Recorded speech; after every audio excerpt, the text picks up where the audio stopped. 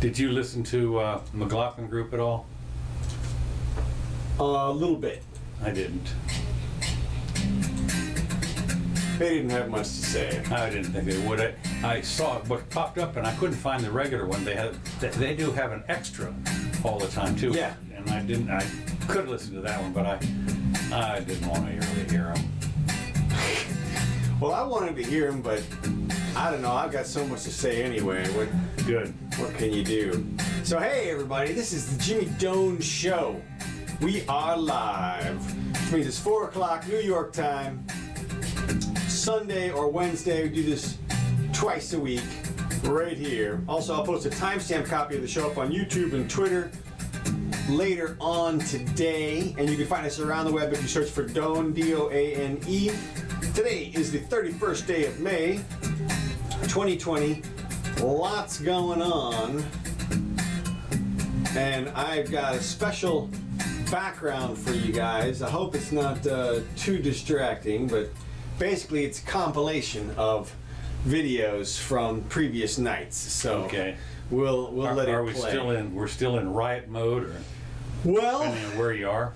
Yeah, there's nothing that has put any quash to it at this point yet. I mean, they've said they're going to roll the National Guard, and there are some places you'll see some of the videos. The police have started to use flashbangs and things like that, but no police have opened fire into the crowd yet, at least not with anything but rubber bullets. So, no Kent State yet. no, nothing. Not exactly. Not exactly. Now they've done a Charlottesville on the people. They've plowed through the crowds with their vehicles and such. Right, obviously on film in broad daylight. Well, a lot of that stuff, it's amazing how much of it is. They certainly have no qualms about arresting reporters. They got reporters arresting, and you'll see in this compilation all kinds of other beatings. When they do take somebody, they show no mercy. They take the person down and they give them a ground and pound like it's the UFC or something. But it's 5-on-1. I mean, you can see them sticking their sticks in between each other. I want a piece of that. Seriously. It's like the same mob, except one of them is dressed up in uniforms with badges and the other one isn't. It's a bit crazy, but is that what you were talking about? Is that the news today? No, one of the things about that was I watched some of it. Right. It got old. I mean, I went from San Francisco to Atlanta to New York to Minneapolis and the other 5 or 6. But apparently it was in Denver. Yeah, it's like up to 2 dozen or something. There's at least a dozen that were on over the last couple of days. And they had, the teams were on site there, the filming, all of the stuff, and they're walking up and down, and with all their signs, the various signs and so forth, breaking windows. And of course, the thing that people realize, I thought it was kind of interesting that I was listening a little bit to Scott Adams, the Dilbert guy, and he said he'd been up most of the night switching the channels between the various riots or whatever you want to call them, the protests. Or whatever, and I thought, boring. Well, what? Well, like he said, Twitter had the great feed there. Did they? Yeah, Twitter was the way to watch it. Oh, okay, I didn't know that. Yeah, it was just post after post after post of these first-hand account videos of things going on. I mean, that's where I got all these things are from Twitter. Okay. And every single one. This is right up. This is outside the house of the guy. This is hundreds of people. Here's some footage from inside a mart, obviously, that got looted. And there was, a minute ago, the thing started off with the precipitous event, aside from the killing of Floyd, which was the abandoning of the police station by the police. Right. And once you do that, that was the stupidest thing that they could have done. Well, you say that, but there was a movie about that. What movie? It was a great movie. Abandonment? What had happened is they decided to close down this police precinct thing, but they had this one last... Escape from New York? Is that No, it wasn't that. I'll have to think about it. But anyway, there were these people that were holed up in this building. So nobody told them that this was abandoned, and then the crowd started coming in, and they had to hold them all off, and it was good. Look, you can hold them off. You fire a few rounds. Doesn't have to be at the people. You fire a few rounds into the air, and what happens is 90% of the people, I mean, it's girls and stuff. I mean, it's kids out there. You fire off 10 rounds into the air, 90% of the people leave, and you bag the other 10%. You bag a couple of the 10%, and the other half of the other 10% leaves. Well, I'm glad to hear that you, Mr.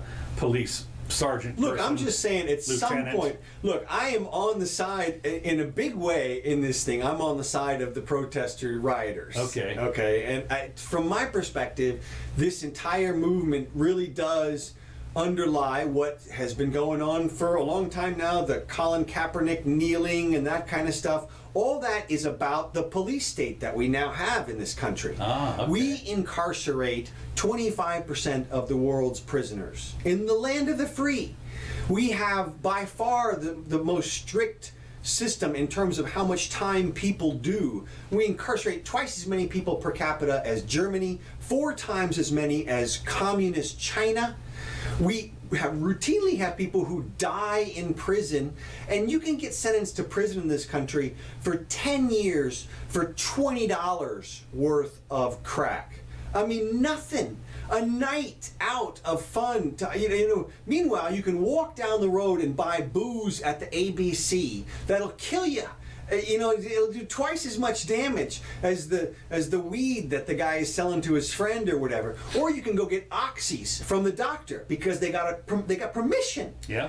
One group can't sell the drugs, the other one has permission. How can you get a permit to do a damn illegal thing? And I can tell you from personal experience, as Bone says, the ox, it's not that expensive if you have a prescription. Look, the bottom line is it's a dual system. You've got absolutely people making money hand over fist in pharmaceuticals, and yet they're sending people to prison if you're poor and you're doing it on the sly, or whatever it is, you're out the back door. And so there needs to be reform. The good news is about all this is that there are real cures to what's going on right now. We really could roll back, for example, the war on drugs. It would make a huge difference. 1/3 of the people in our state prisons and fully 2/3 of the people in our federal prisons are there for drug crimes.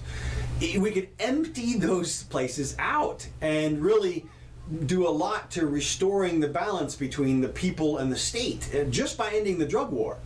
You could do another huge chunk if they decriminalize traffic. Half of these arrests that you see, Philando Castile and all these people, they're getting pulled. Even George Ford, he's pulled out of his car, just yanked out of the car.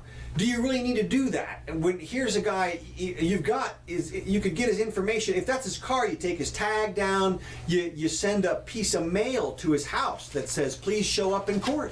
I mean, there's your notice to appear right there. Half the time, the person will just show up in court. You don't have to drag them out, handcuff them, throw them on the ground, beat them, do all the stuff. But the problem is that the line, as I said last week, the line has been pushed back so that we're arresting people for nothing at this point.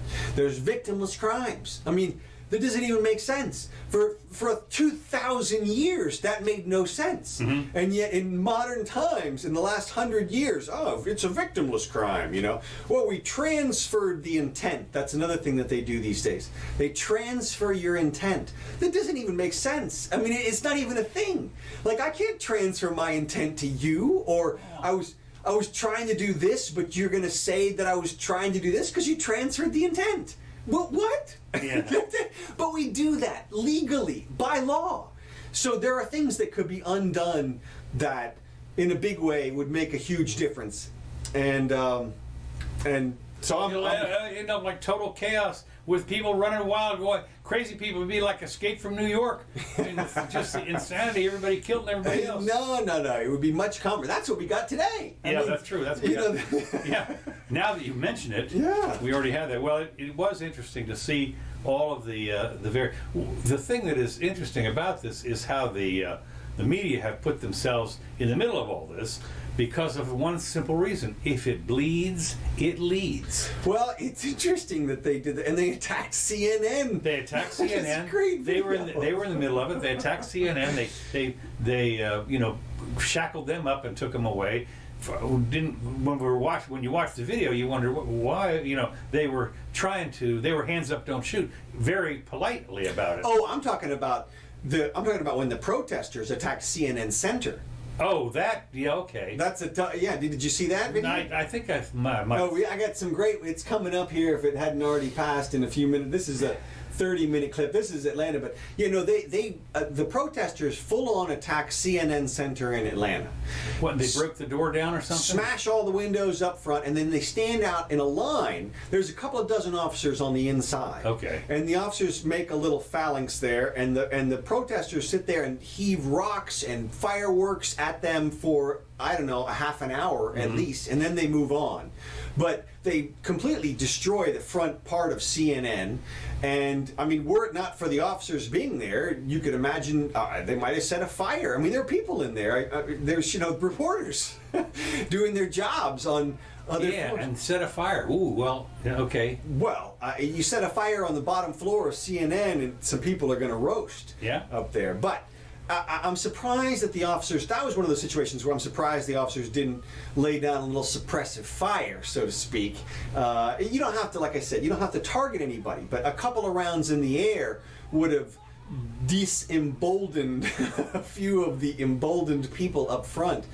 And what if it didn't? It would. It would. Oh. You could see it was girls. I mean, you could see it was people who were having fun, they're smiling, they're laughing, they think they're impervious to what's going on there. I mean, they're standing in front of cars and getting run over. Yeah. And they're surprised about it. Then they're shocked. It's like, oh my God, they hit me. Exactly. It's like, dude, you're in front of a car in the road. You were beating on the car. I mean, what did you think? And that has happened so many times. We're going to see how, I guarantee you, that's going to be perceived as the people in the car they were in fear of their lives. And so they were just trying to get away. That's going to be their defense. And we'll see. It didn't work for the guy in Charlottesville, obviously. Yeah. But well, there's a lot more. I mean, as I said, in my list, I didn't have a whole lot of that stuff because, as I say, you've seen one, you've seen them all. A lot pretty of much. There was a lot of damage, burning and looting and everything, and you kind of wonder. And there were attacks on individual people. But this brings up other issues, but I want to go back first to the actual arrest of Mr. Floyd. Okay. Because I saw something, or actually I didn't watch the video yet, but because I'm not going to, but I did see some information which changed my opinion about the arrest. Oh yeah. Apparently he had no pulse when they were putting him in the ambulance. Right. No, he didn't. He was already dead. Yeah. At that point, okay, that means they're going to convict the guys. I mean, there's no way a jury is not going to let them off on some sort of, I was talking about last time, if he had some conditions or something like that. The fact that he dies on the scene is critical to the facts. From my and how did you find that out? It was just a report. I mean, I don't know. I think it was the coroner's report, or no, you know what? It wasn't. The EMT guys must have taken a pulse and realized there wasn't one. Now, somebody did, when he was still on the ground, feel for a pulse. That was the other thing that I read was one of the other officers said that he was already non-responsive at the time. And of course, nobody bothered to give him a little CPR or anything. Well, right. That's what I'm saying. Those things, all those things combined. The fact, if he had died later, which is what I originally had heard. Yeah. That it changes the probability of a conviction because of the causation potential. But if he dies on the scene, the causation is going to be very implicit. I mean, well, you say that, but I mean, yeah. One of the things that you find out interesting has to do with like these COVID deaths. Right. And they had pre-conditioned. I mean, they're 88 we talked years old, about that they got last time. diabetes and everything like that, and then they mark it off as being virus death. Yeah, exactly. And so here, apparently, there were some pre-existing conditions. Right. A fair number of them with this guy, Floyd, whatever. So if it's virus death, then it's knee to the neck death. But if it's pre-existing conditions, then it's pre-existing conditions. Right. He was going to die anyway. Whatever. Right. And like I said last time, whatever the coroner's report was going to make a huge difference in. Well, apparently they've hired independent coroner. Oh, I'm confident. Yeah, they've hired now it's down to the guy's life at this point. Yeah, that's right. Well, they've hired an independent one from New York. I think the ME or whatever it is from New York. So it'll. The FBI will have one. There'll be 5 different reports probably. Yeah. But it doesn't matter from my perspective. I mean, it does matter, but it makes it a lot harder to defend the police when now there's evidence to support the concept that he died at the moment that he was being Now, what they could do, this would all be cured so easily. How?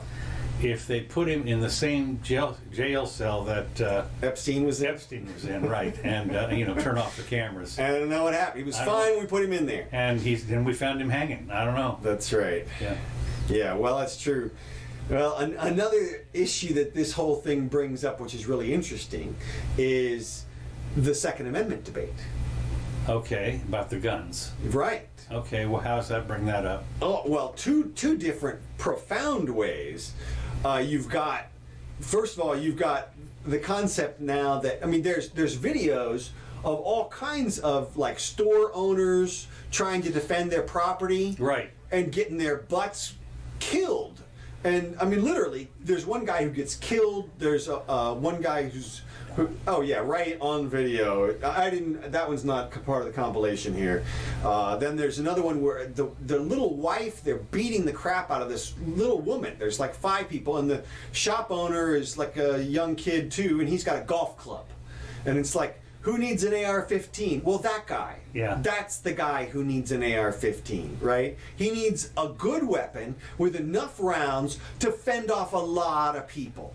And he needs to make himself a difficult target. And what I tell people all the time is criminals are not, these types of criminals especially, they don't have a big plan. They're going for the weak and the easy targets. If you are a more difficult target because you're blazing off a few rounds, they're going to leave you alone. And there's a few videos of that as well, where the owner does come out with a shotgun. Yeah. And everybody's like, hey, no, you're cool. Yeah. And of course, that's the situation. Now, on the flip side, whose streets? You know, you want to add, who owns these streets? Look at all these cops. In a second, he's going to pan to the left and show you just dozens of more cops walking down the street. And yet, who's in charge? It's the masses. Oh, yeah. It's the masses that are in charge. Now, if the cops were to start blazing off rounds, they would be in charge pretty quick. But put AR-15s in the hands of those masses, who's back in charge? The people are back in charge.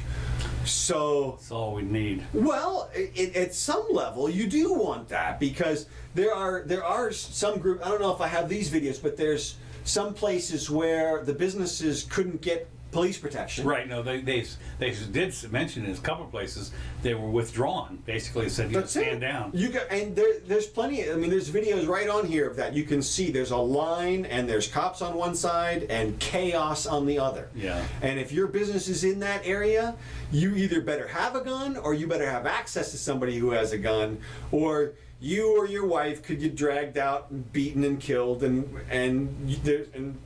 what are they going to do? I mean, it doesn't matter anymore what anybody says at that point. You're dead. Yeah. You know? So this has raised a huge, I think, issue about the Second Amendment.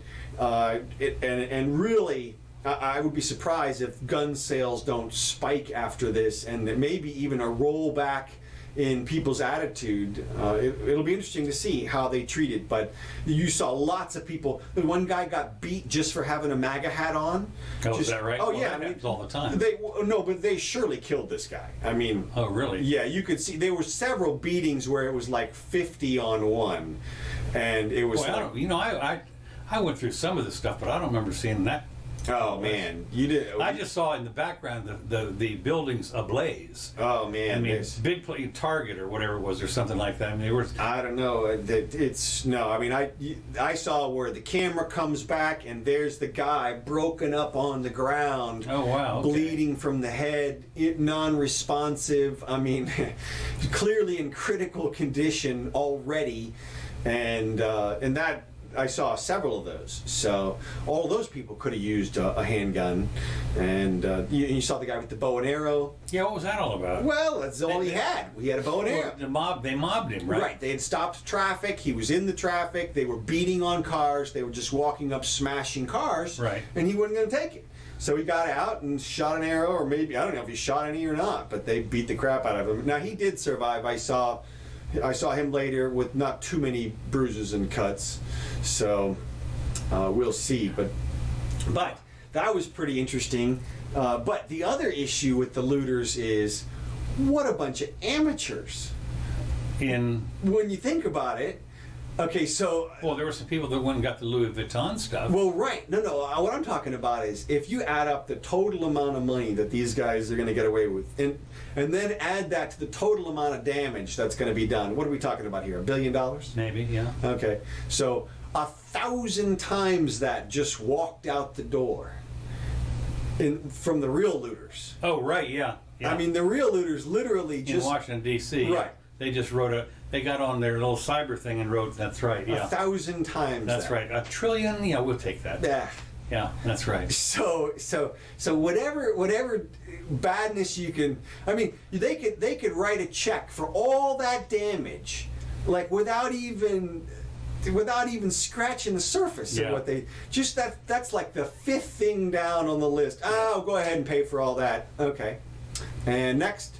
Yeah. And does the arts want some more? Yeah. Or how about NASA?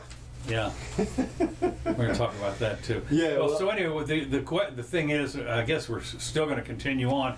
One wonders if tonight, for instance, is going to be another night of this stuff. How long? Now you did notice, of course, how interestingly there's zero reporting on the coronavirus. Man, nothing. Shoved off the page. The what? Yeah, the what? The what now? Sick who? I mean, it's like nothing. Yeah. And you wonder, how long can they keep this up before the next thing? Is coronavirus going to come back? Well, that's what people are saying now. Is if there's no spike in a Now week. here, this is the deal. And speaking of that, let me just interrupt. Yeah.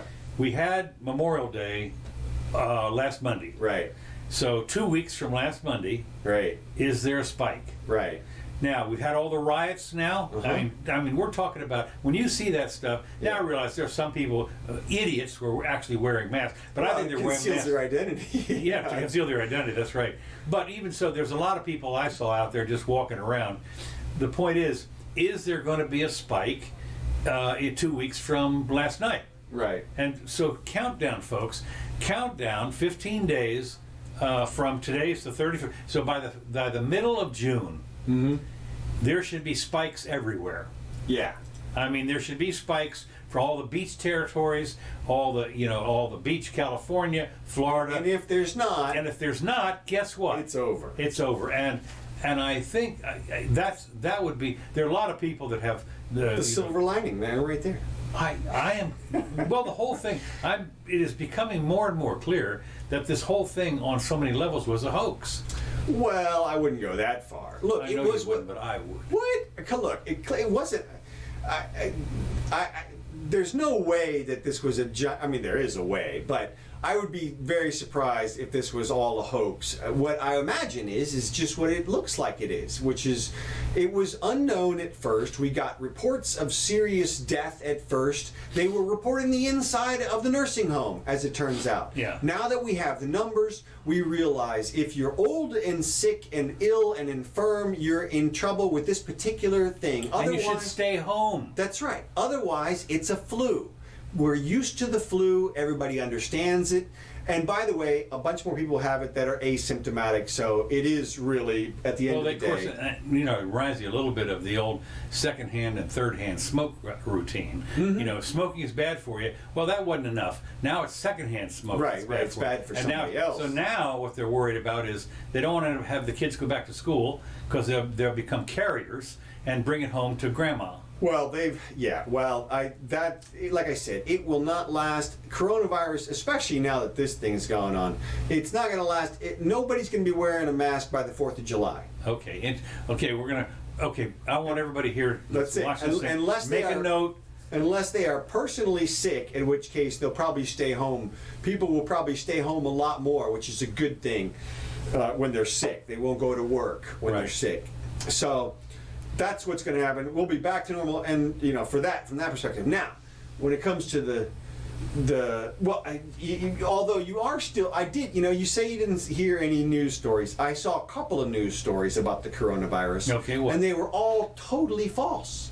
Oh, okay. They're all about how awful Sweden's numbers are. I saw that. Yeah. 15 times their neighbor or something. Right. 10 times Norway was one, and then the other one was they had Sweden at the highest number of deaths per capita. But then when you looked at the numbers, it was a 7-day rolling average picked out of like a couple of weeks ago. Okay. It wasn't, I mean, it certainly wasn't. Look, all you have to do is look at the numbers between Belgium and Sweden. Belgium has twice as many deaths and roughly the same population. They were comparing Denmark, I know, and they said that Denmark had far fewer. Denmark has, right. And so has Norway. And look, if you pick individual countries, and they all did different stuff. They all have different populations that are different space apart. They have different connections with the rest of the world. I mean, that's the big thing, is how many of your people go to China all the time? And do you have an international airport in the middle of your, Stockholm is certainly a huge international. Well, it's amazing how much of the population, of course, lives in Stockholm. That's what I'm saying. It's like it's damn near the whole country. There's no city in Norway like Stockholm. Oslo is Nuh-uh. No, you're right. I think if I'm not mistaken, some of you are gonna have to correct me on it, but it's not 1 million people. It's like 200,000. That's what I'm saying. Yeah, Stockholm is what, a couple of million at least. Maybe. I don't think so. 1.5 or something. Well, but Stockholm also, whether you know it or not, of course, is really spread out. It's an archipelago. Okay. It's like 50 islands. Right. Okay. So I mean, it's it's real spread out. Right. Well, anyway, my point is that I don't know if you can compare countries. There are too many variables. There are too many variables, and that's the thing. You can pick and choose all of this stuff and make anything. There's lies. There's damn lies and statistics. Exactly. At this point, what people know. Oh, in fact, I had a little image here of your chances of dying. Let's see if I've still got this. Yeah. So here's your probability of dying from all causes on the left and from COVID on the right. So as you can see, basically you're not going to die from this disease. You got to be over 85. Well, even then, the average age of people dying from this disease is higher than the average age of people dying naturally. Right. So yeah, because the life expectancy in this country is like 82 or 81 or something. Well, for women it's that. For guys, I think it's still 78 or 79. I don't know. Whatever, doesn't matter. Maybe, yeah. So anyway, the point is that this is not gonna kill everybody. No. So. Well, as I've said to these people, there are these people still that say I'm immunodeficient, and you need to wear a mask around me and that kind of stuff. And of course, my thing is, wait a minute, you got a 98 or 99% chance of not getting anything if you go out. Yeah. And now you want me to stay home? I mean, you want the 98% to stay home? Well, like I said, you're once those numbers get firmly entrenched in the zeitgeist, then people will, and it'll happen within, as you said, 8 days from today, which is 2 weeks from Memorial Day. Spike. If there's a giant spike, then maybe people will react in some way. But you would actually expect a bit of a spike. Why? Because everybody came out of their house, out of their sequestering. And we're testing way more also. Yeah. So if there's no spike... Well, the other thing that they don't do, which is interesting, a lot of these things, they don't tell you how many people recovered. Well, that number's on the COVID, on the Johns Hopkins site. Is it? Yeah. Okay, I didn't know that. Yeah, it shows you deaths and recovered and that kind of stuff. Okay. Oh, well, good. Yeah. But, did you see where, if you've recovered from this, your blood may be valuable? Yes, I saw that. That's right, yeah. Because you've got antibodies. Yeah. Supposedly, yeah. It was like, they were saying the news report was $1,000 a milliliter. That's pretty good. I wonder, just out of curiosity, how they figure that out. In other words, could I just walk in there and say, I got some. Go ahead, take a quart. I'll take $1 million. That's it. I'm out of here. I'm okay. I've done good. I'm guessing they have a test. Okay. It's the antibodies maybe if they give me the money first. Right. I'm out of here. Bye-bye. Take a little bit. Okay. Can we move on? Sure. Absolutely. Good news. Yes. Really good news. Uh-huh. Elon Musk's thing, the dragon, docked successfully. A great launch. Yes, it's at the end of the video here. I've got the whole launch. Well, I'll tell you, it was fantastic. Yeah. And now I'm curious about something. Uh-huh. They showed the whole thing. I mean, you talk about high-def TV. Somebody was mentioning, the first launches, this is like on a grainy 8mm film that they did some of this stuff in, or, the TV was, not 525 lines, but 200 lines, all choppy and grainy and everything like that when we were on the moon. Yeah. But this, super high-def, 4K, everything you can imagine, of everything from, they had pictures from every angle you could possibly imagine. Although they did miss the landing of... Yes, well, they did. Suddenly, and I can't believe they didn't have some redundancy on that. How about I Plan know, B? well, that's what... How about 2 cameras? Right, this is going to sound crazy. Put one on a battery. Yeah, that's right. Well, that's why I literally, you talk about conspiracy theories. People, my Twitter was like, no landing, huh? Sure, there was a launch. Yeah. Like, it was the perfect day to have everybody rally around a launch. And so, sure, there was a launch. I was like, dang, I wish I'd have gone outside. We couldn't see it because the clouds were here. Yeah. So it was too cloudy over here, or if it was at night, we'd have seen it. Totally right, for see sure, it. Yeah. But I remember when I was living in the Siegel building, I would always watch them go. yeah, nice. Yeah. So and we're like 150 miles away from there. Exactly. So anyway, okay. So anyway, the launch was perfect, everything, but I thought it was great. And I have a question. They had a video of when the first stage dropped off. That's the one they were going to recover. Mm-hmm. Now, what did they do with the second stage? That's a good question. Yeah, I mean, I don't know, but they had. I saw the separation of the second stage. oh, you did? Yeah, they had that. Oh, that was all on video. Everything was videoed. Well, I would guess theoretically it would land itself as well.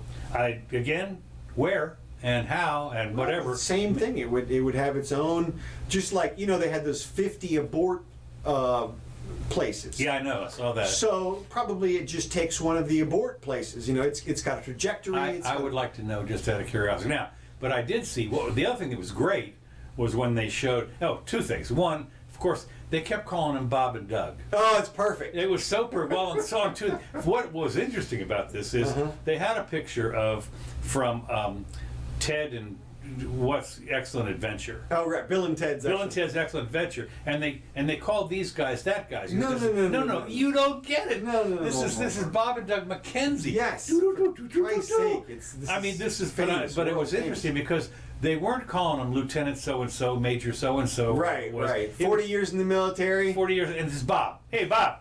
And this is. I thought it was great that it was Bob and Doug, and they were all. And they must refer to him as Bob and Doug 100 times, and they're pals, they're buds, the whole thing was, as Scott said, the whole thing was art. I mean, from my perspective. Oh no, it was. Well, none of that. When you saw the inside of the capsule, the Dragon, God, you talk about a Tesla. The display there It was unbelievable. Are you kidding? When you think about looking at the inside, if you watch Apollo 13, and you see the clunky old everything. Right, he's got a stick and a knob. Stick and a knob. That's right. Let's guide it over here, boys. That's right. Spin that wheel. That's right. No, but this was all super high tech. You just can't imagine. And recovery, they said it's what if your fingers don't work? I'm sorry, my fingers are wet. I can't. The touchscreen isn't working. Yeah. So, but I thought it was. It was space. It was, as we say, space age. Literally, right? Totally. Well, hopefully he'll put that display in the new Tesla car. Is what. Well, that would. Well, I don't know. When you think about it for a second, the deal is that thing's been in planning stage for a couple of years, so it's old.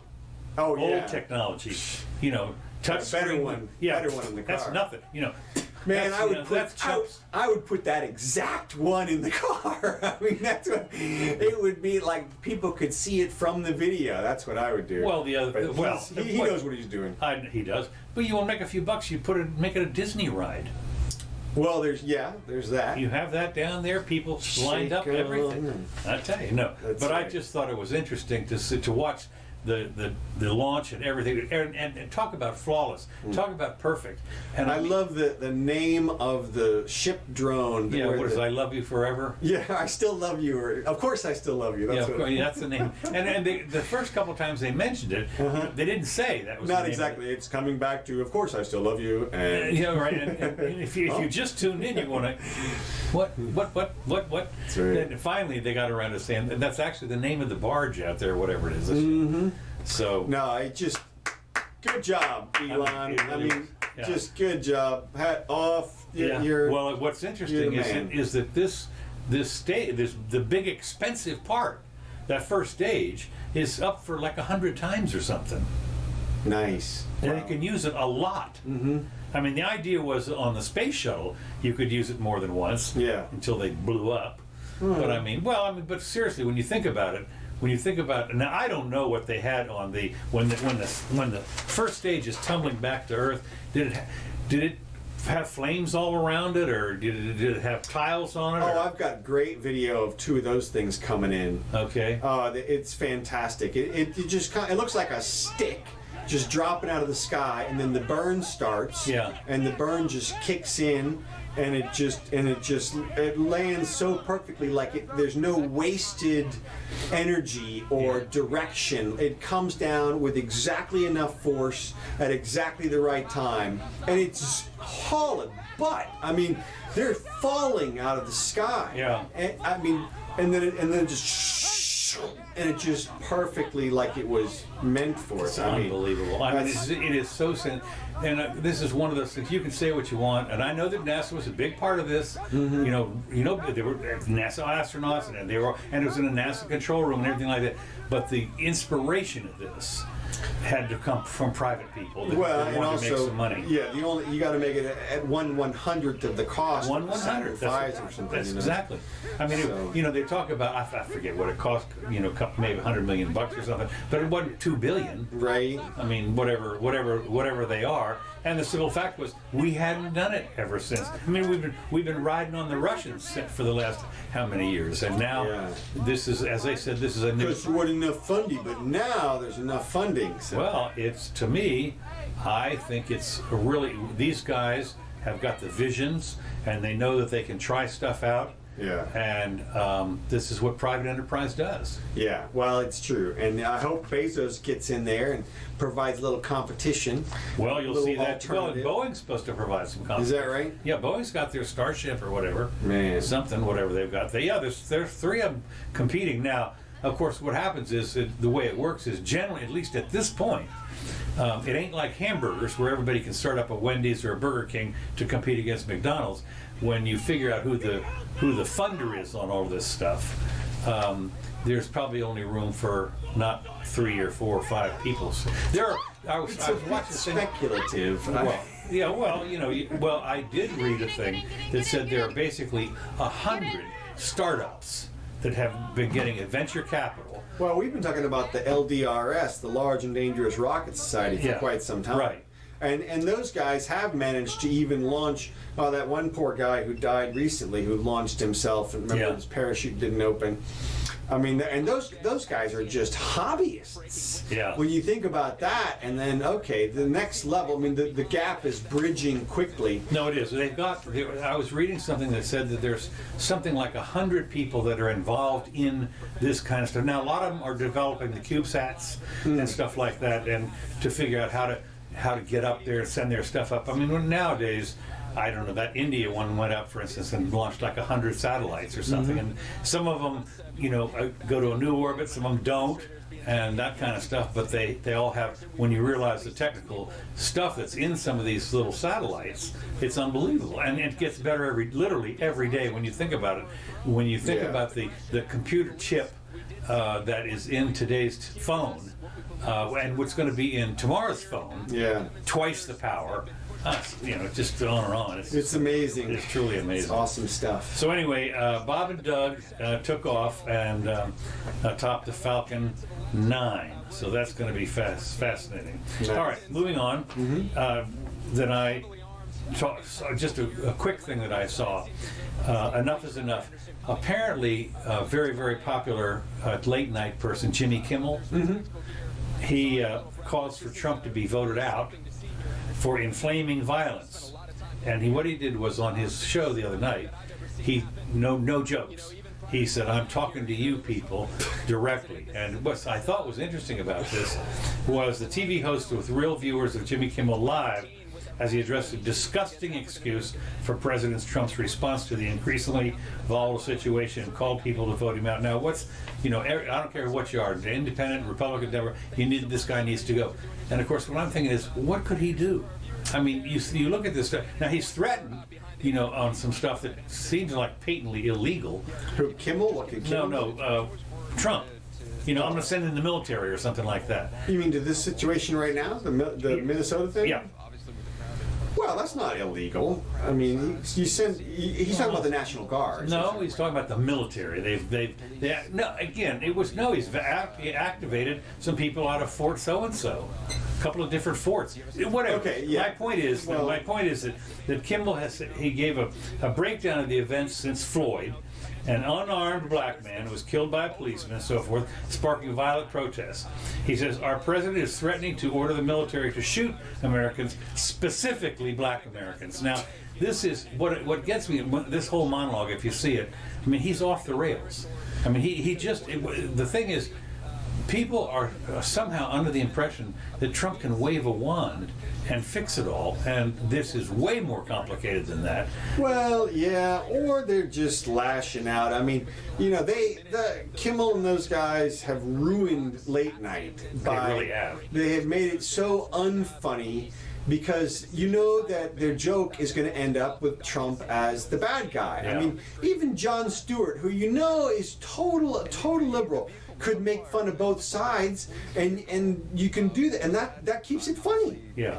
But these guys can't manage to do that. So quit your job, Jimmy, and go get a job on The View if you want to talk about stuff that's not funny and is very serious. Look, it's not like other people aren't talking about this. Everybody is talking about this. Yeah. It's literally all over the news. You can't not see it when you turn stuff on right now. You have people. And the issue is, you got these literally ultra-white people like him and Elizabeth Warren who are coming out and saying things like, we need to do some soul searching to figure out No, you don't. I gave you the answers in the first part of the show. Yeah. There's real changes people could make in the laws that would alter the balance of power. Right. And yet... They want to focus it on like people need to not use the N-word anymore or something. It's like it's way beyond that. It's so different from that, and that's what they don't understand. But I just don't think he understands it. I mean, he's out in California, where if you were to look at what they say in California, you would must conclude that there'd be horrible racism all out in California because the way that they're calling it out all the time. Yeah. But it's not. When you go out there, it's like anywhere else. It's fine. Except for the homeless part. Well, what I'm getting at is that it's not racial. There's a class. That's right. There's a class thing. There's a poor-rich divide. And very, very much so. Yeah. Right, and more black people are poor than white people on average, and we can talk about the causation of that or institutionalization of poorness or whatever you want to talk about. But the point is that Kimmel just doesn't understand the issue. As far as he's concerned, it's because there's a bunch of white supremacists out there who hate black people. That's not it. Let me tell you something. Your whiteness will not protect you if you find yourself on the other end of a stick. Look at these images. You'll see white people in here getting their butts kicked just as hard as the black people. I mean, that's not the divide. But Kimmel just doesn't understand it. He thinks if he just yells at people and then they go and then they do what Warren says and soul search for a minute and they go, gosh, I really do feel like that girl in the park the other day. No, like 99% of people don't feel like that. No, that's fine. They did some more research on her too and found that there was I forget what it was, but she's not as pure as the driven snow. Well, clearly, I mean, what she did. Apparently, she's done stuff like this before. It wouldn't surprise me. I mean, that she is what they imagine as a white supremacist. Except she's a Hillary supporter. Yeah. I mean, that's who they imagine is blind to the whole issue, and they're right. I mean, she called the cops on somebody, and she'd have been fine if they'd have showed up and just killed him right there. I mean, she'd have been like, "Oh, damn, okay, you got him," or something. I mean, but look, we're seeing. I think people can see through what's happening right now, as awful as it all is. This does bring out the whole issue again. I mean, of course, it was brought out again in the Rodney King thing, cover of my book, Black and Blue Lives, and it'll help you get through the whole thing. Right. But nothing has. It's just gotten worse since then, from the standpoint of. I mean, we still have 3 strikes. We still have mandatory minimums. We still have the war on drugs. We still have sentencing of like that I was talking about earlier, and we still have people getting arrested and beat to the full extent of the law for not only that, minor things. as you found out, so often when you do get arrested on a broken taillight or something, your whole life changes completely. Exactly. You go underwater because you were that close every day. I need to get to my job every day. That's right. I'm week to week on my paycheck and so forth. And so, I spent a night or even just one night, forget 15 days. Right, exactly. In jail, and you then lose your job, everything, or whatever, or even just miss a payment, a rent payment. Yeah. I mean, it can, that entire thing can cascade. That's what poor people are dealing with, and it does not help that they are literally looting money off the top at the largest, in the biggest way possible. People don't understand. It's the poor people who are going to pay for this. Oh, well, or their kids or their grandchildren. I mean, look, here's the deal. The debt that's being piled on now, 25 trillion or whatever it is, all debt is ultimately paid. All debt, One way or another. One way or another. Right. It either is repudiated, in which case everybody that holds the debt loses, or it's inflated out of existence. But that kills the credit of the people who are trying who are living off the credit. Well, that's right. And of course, actually, in this particular case, as far as the United States is concerned, that'd be a good thing. Get to the point where we couldn't borrow any money. You have to live on what you make. Yeah, but the shock to the economy. Oh, the shock would be on that, and that's the problem. Anybody that understands this knows the shock is on its way. Yeah. You don't have to look out very far to see that wave heading here. Yeah. And that's well, and when I say the poor are going to pay for it, apparently largest jump in food prices this week. Yes, in a I while. saw that this week. Yeah. And other prices like that are going to go up, which is why the little guy is going to end up paying for these trillions going to these banks. Well, not only, of course, one of the things that's sad is that Powell, the guy that's responsible for all this printing of the money, has said we're going to keep doing it, but he's delusional. Well, he's the point man. He's the point man. That's right. But I mean, this is the guy He's taken the place of Geithner and Bernanke and the girl. Yellen, and all these people who have they have driven the economy to the precipice, and there's no way that they can get out of the conductor seat. I'm telling you, the train is going over the cliff. It's already. Let me put it this way: the way I look at it is already. Okay. Yeah, it is. It's Thelma and Louise. Right. Okay. At the end of the movie, they're sailing out over the thing. Yeah. They haven't hit bottom yet. Right. But the fact is, no other way they're getting around there. They're going to hit bottom, and that's what we've done right now. We've sailed off the cliff, and if anybody thinks that we're not going to hit bottom, you're crazy. Yeah. Well, we finally decided to buy a little gold. What is the yield curve control? What is that? The yield curve? No, yield curve control. Yeah. There's something called the yield curve. Right. The yield curve typically is there's a time value to money. Okay. And so typically what happens is the farther out you borrow money, the higher the interest rate, because there's more risk that you're not going to get paid back. So if you loan somebody money for 30 days, you don't charge them a whole lot.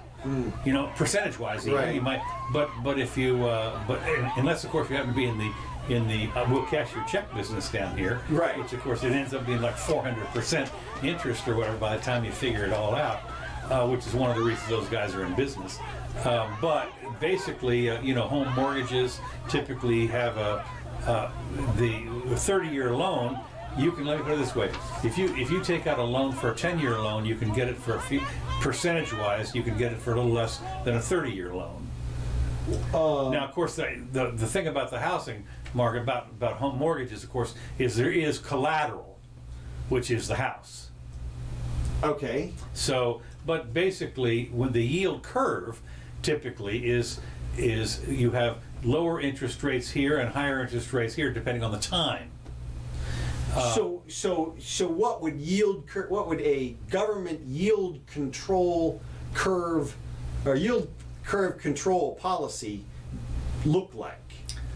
Okay, Because that's what they're contemplating now. Yeah, we're going to have to talk about this in another podcast. Okay, because it doesn't sound good to me. We're getting in the weeds here. They have what they call an inverted yield curve. Right. And that's what happens is when the interest rates, the short-term interest rates drop to zero, and the inverted yield curve is where.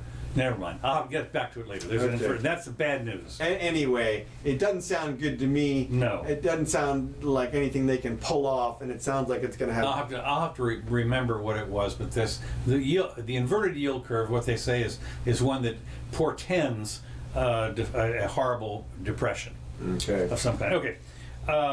Then we've gone here to. I was reading this thing about the 40 million people are unemployed.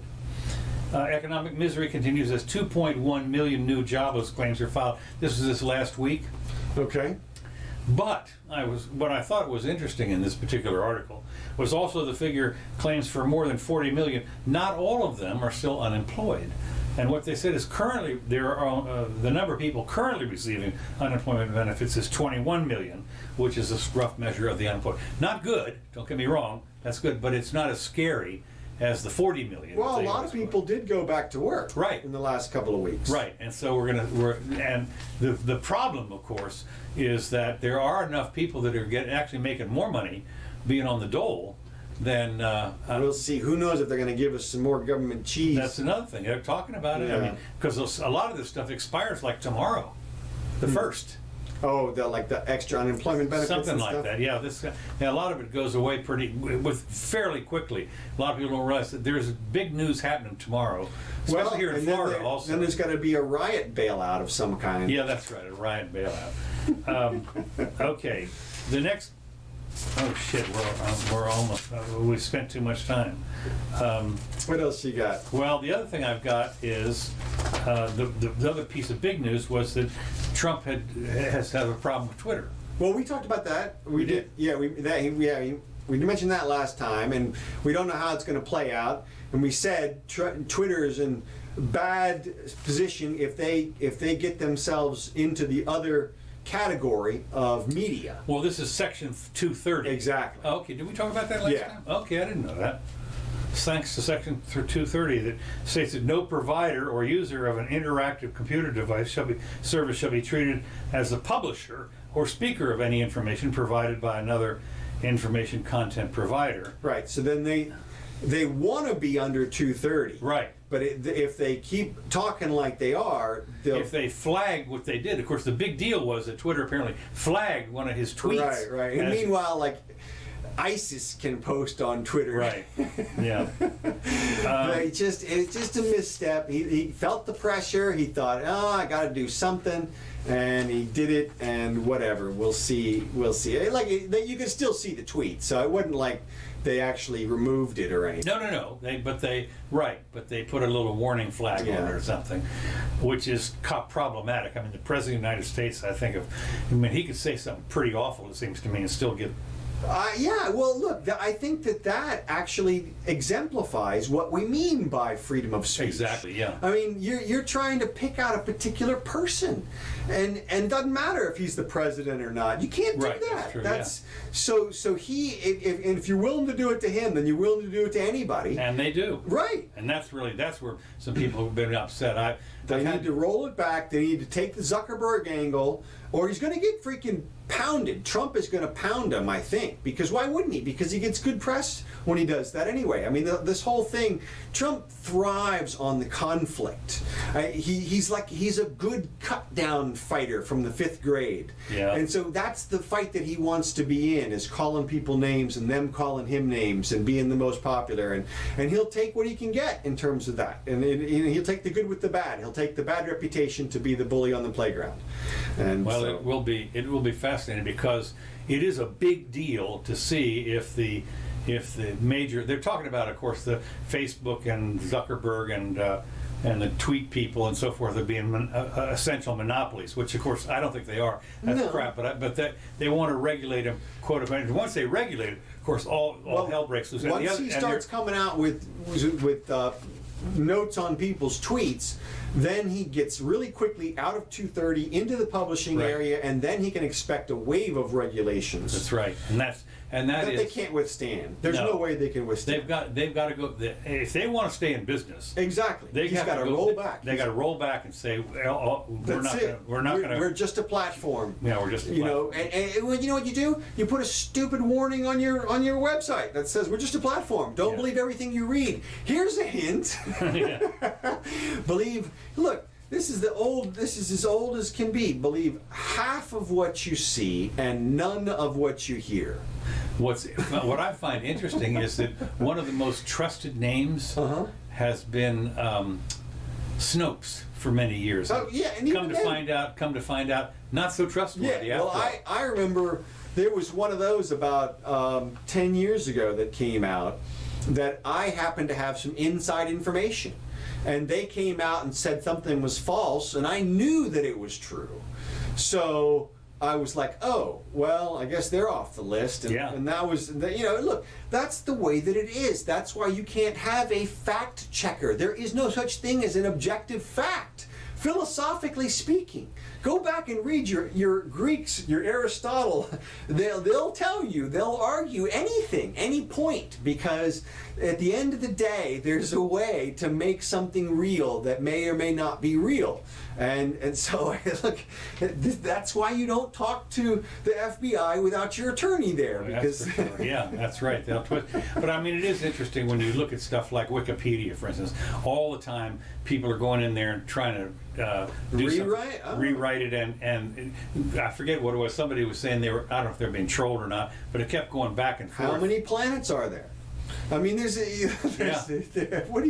what are you going to say? I mean, if there's just so many exceptions. But all right, keep going. What else? Okay, we got? this is my last item because Okay. right here, and this is a legal thing that you can tell me about. Okay.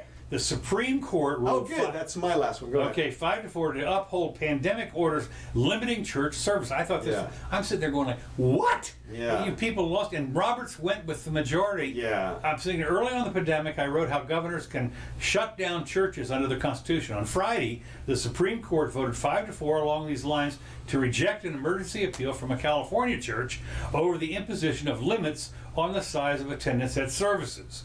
The church almost prevailed because it was 5-4. Yeah. But it was Chief Justice Roberts joined his liberal colleagues in upholding what he said were limits that, quote, appear consistent, unquote, with the First Amendment. Appear consistent with the First. The cost of the ruling is an indication of how courts are applying, and I don't know what this is, closer scrutiny, which Yeah. is not pure strict scrutiny. That's what they're talking about. Is that what it is? Yeah. Okay, closer scrutiny to the treatment of churches as opposed to other institutions, allowed to have a greater numbers of people.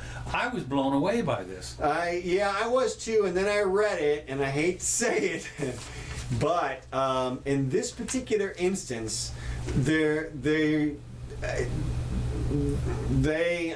well. Let me break down the argument. Okay. And it's pretty close. I would almost agree with them, but I wouldn't. I would have voted with the minority and And not, made it the majority. yeah, exactly. And granted the petition or whatever it is. So here's what it is. When there's something that happens that affects your First Amendment or your first 10 Amendment rights, the court needs to find two things that the government did in order to let the government do what it wants to do.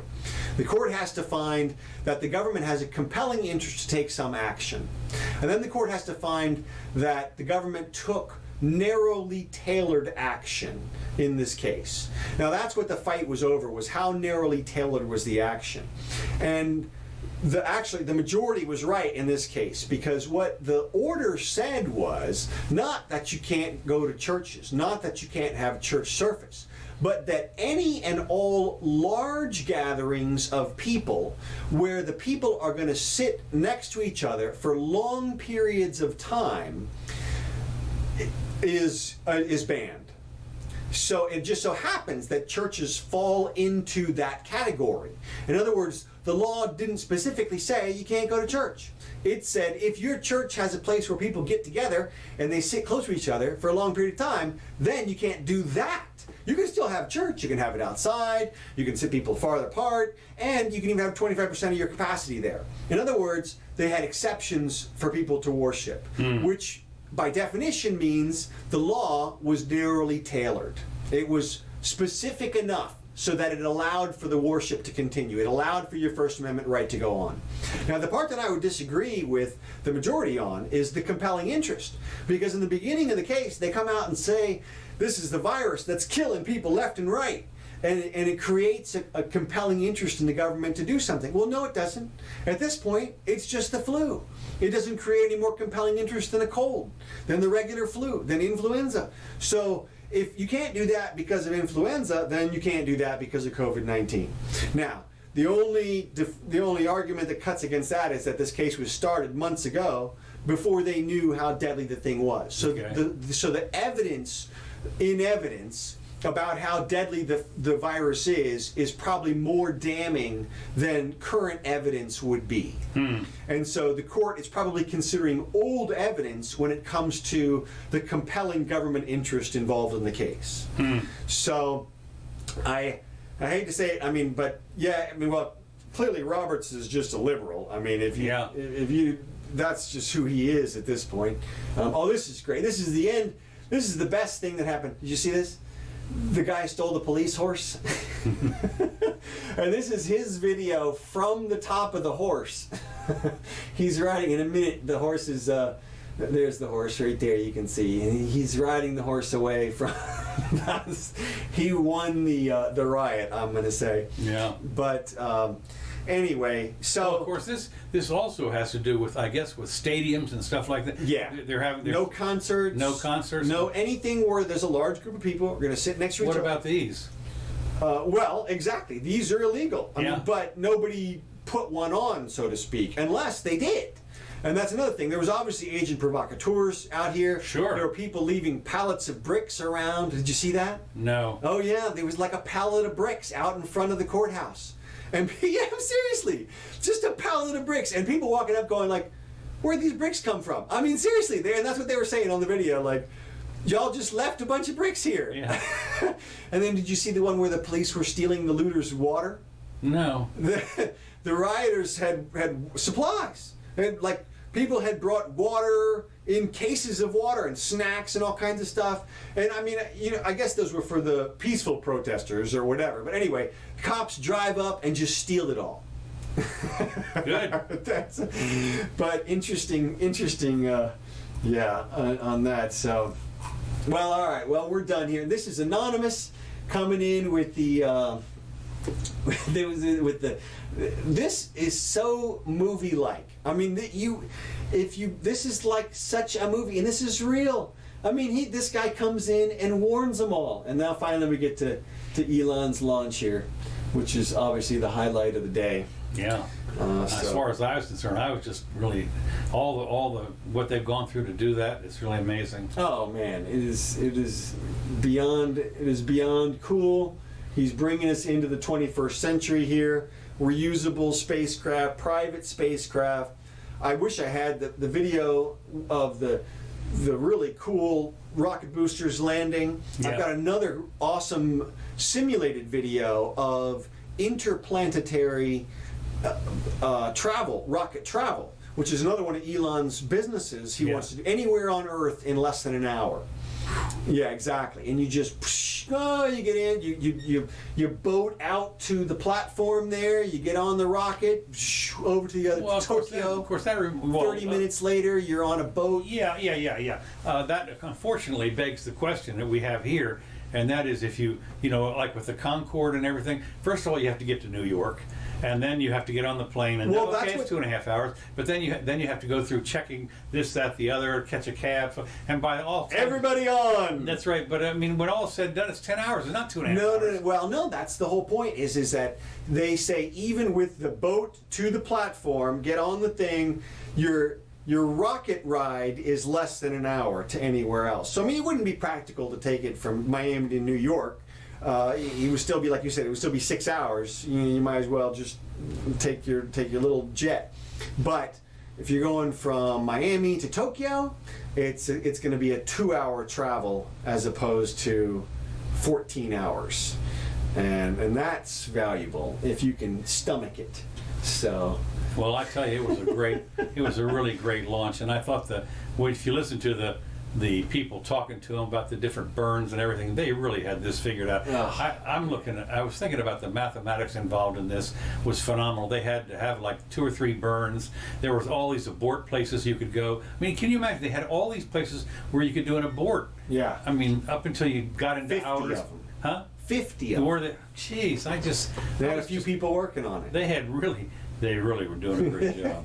Yeah, well, and that's the super awesome. So they're going to thing be about up there it. for how long? A couple of weeks? Oh, I don't even know. Maybe a I know month? they've docked. I didn't get the video of them docking, but they did dock with Yeah, they did.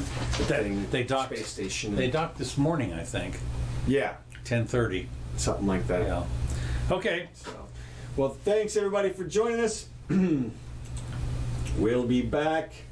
Hopefully by Wednesday we'll have something besides something interesting. I've about had it up to here with the rioting. Yeah. Look at that. That is just so cool.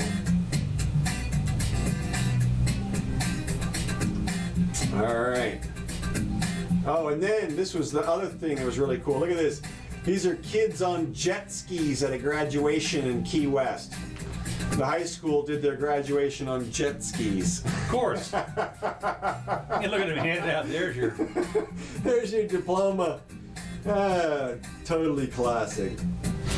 All right. Well, thanks, Kevin MacLeod. We really appreciate it for these tracks right here. This is our warning track. It's called Cold Funk. It's still by Kevin.